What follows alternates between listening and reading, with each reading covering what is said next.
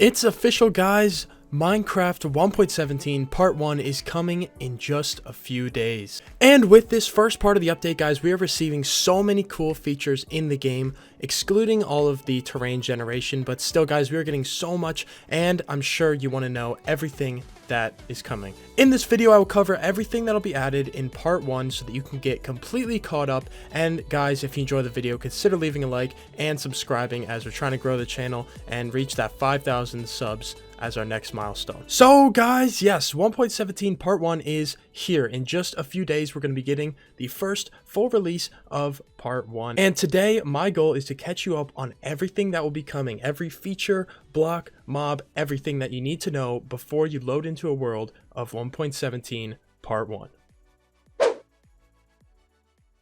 Alright guys, well the first thing we're going to talk about are the blocks, and we're not going to spend too much time on each type of block, but here we go. The first one is all of the variants of the amethyst blocks, and this right here is the budding amethyst that will produce amethyst clusters on the side of it. This is the block of amethyst, which will be good for interesting fantasy builds maybe. And then right here we have the 4 different shapes, or sizes you should say, of the amethyst clusters, and they all make an interesting sound when you place them down.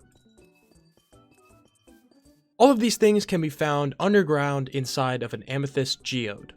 Next up, guys, we have the azalea, the flowering azalea, and the leaves and flowering leaves to go along with it. And this is just awesome because we have some more leaf variants in the game, along with some more bushes and shrub type of plants to go along with your builds, and these all can be obtained from bone mealing moss. Right here is the copper blocks, and they all are able to be weathered. Right here is where the copper block will start, and with time it'll weather down to more of this bluish green color. And if you want to avoid that, you just wax the copper block and its variants of the cut copper stairs, and cut copper slabs, and once they are waxed, they stay in whatever state of weathering they are in. I'll give you an example right here. The tick speed of this world is sped up quite a bit, so if we stand here with this copper block, over time it should begin to weather down into, well, the other variants that we have behind us. And there we go, it just weathered to this state right here. So now if I take my honeycomb and I wax it, the block is now waxed and it will stay in this form right here. The next thing that is going to be added are these raw blocks, and this is raw gold, raw copper, and raw iron, and this can be made using the raw materials of each of these forms. If you have no idea what I'm talking about, iron ore, gold ore, and copper ore now when mined drop their raw variant, and this is what you can use to create these 3 blocks right here. Calcite is a new block that is going to be added that closely resembles like marble or diorite, and this you can find in geodes underground, along with some other blocks like smooth basalt. This right here is obviously the smooth basalt that I was just talking about, and this spawns again in the geodes. Next up, we have candles right here, and you can arrange the candles anywhere from 1 to 2, 3, and 4 candles all in a cluster, and you light them up using a flint and steel, and there are all of these color variants for these candles to make sure that they can fit into your builds, and I think it's a great addition as we can use any new light blocks we can get. And guys, between Y16 and 0, you will be getting deep slate, and it will be replacing stone, and this is what it will look like. And there's tons and tons of variants, as you can see, between cobbled, polished, bricks, all sorts of things, along with slabs, walls, and stair variants of all of these, and it'll be nice to have another dark block in the game. Along with that, there will be deep slate variants for all of the ores, as you can see here, and these will just also be found below Y16, and these are the new textures for them. Next up, guys, we have the drip leaf plant, and right here you can see that when you stand on the drip leaf plant, it slowly lowers and then drops you through and then replaces itself into its normal position. But over here we also have the small drip leaf plant, which can only be placed on clay or the brand new moss blocks, but as you can see right here, also a smaller variant to help, add some variations into your watery areas. Next up, we have the brand new dripstone blocks and the pointed dripstones, which can be placed on these upside down or the right way like this. And the dripstone blocks have an interesting texture, and these pointed up ones can do damage, and when broken, these fall down onto things like this. And this time we have a few. This right here is called the glow lichen, I don't know.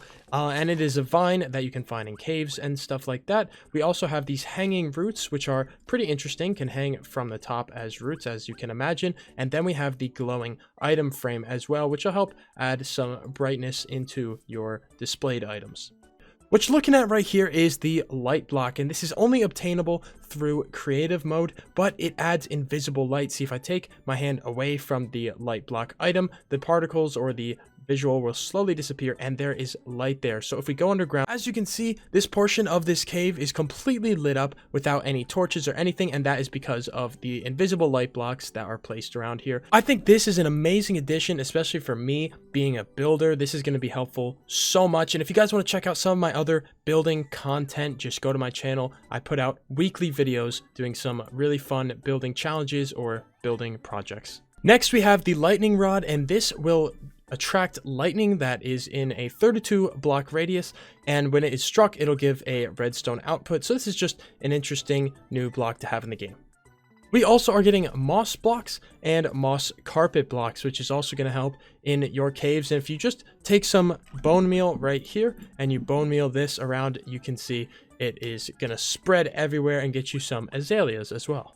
Next, we have powdered snow, and the only way to place this or pick it up is with a bucket. And in this, if you stand in it, you can freeze, and you can see, yeah, I'm freezing. This block also damages nether mobs.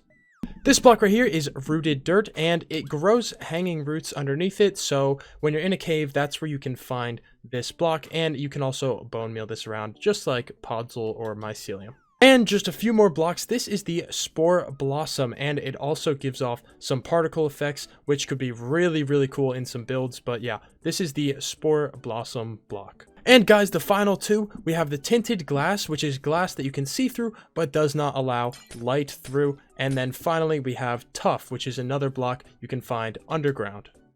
So guys, that covers all of the new blocks that are going to be added to 1.17 part 1. And the next thing that we're going to talk about are the brand new mobs being added to the game.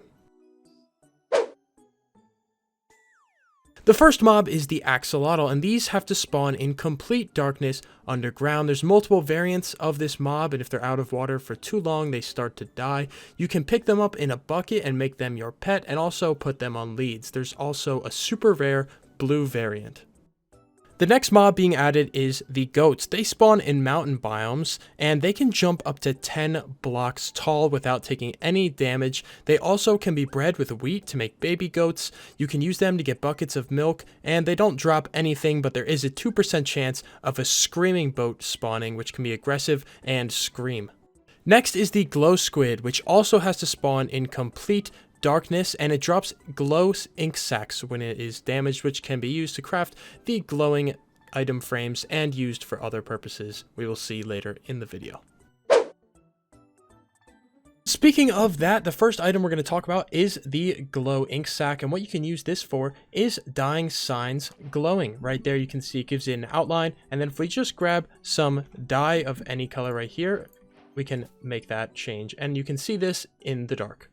Another one is this spyglass item right here, and we can use this to zoom in, and this is basically the Optifine zoom feature, but it is a little bit smoother and nice. The problem is you do have to have the item in your hand to use it. So I think people still use Optifine over this, but it is still a really cool item to see in the game.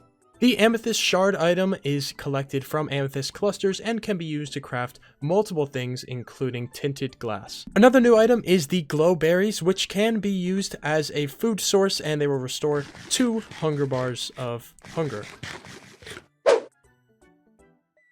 Now we will go over some of the interesting features that are part of this update, and one is being able to waterlog rails and minecarts, and you can now have underwater roller coasters and contraptions because this is now a feature. The next is the ability to place candles on top of cakes, which is just another interesting feature as a part of this update. When bone mealed, the moss block will replace blocks around it, as you can see right here, similar to podzol or mycelium. Finally, guys, the compass and the clock textures have been changed just a little bit, as you can see here.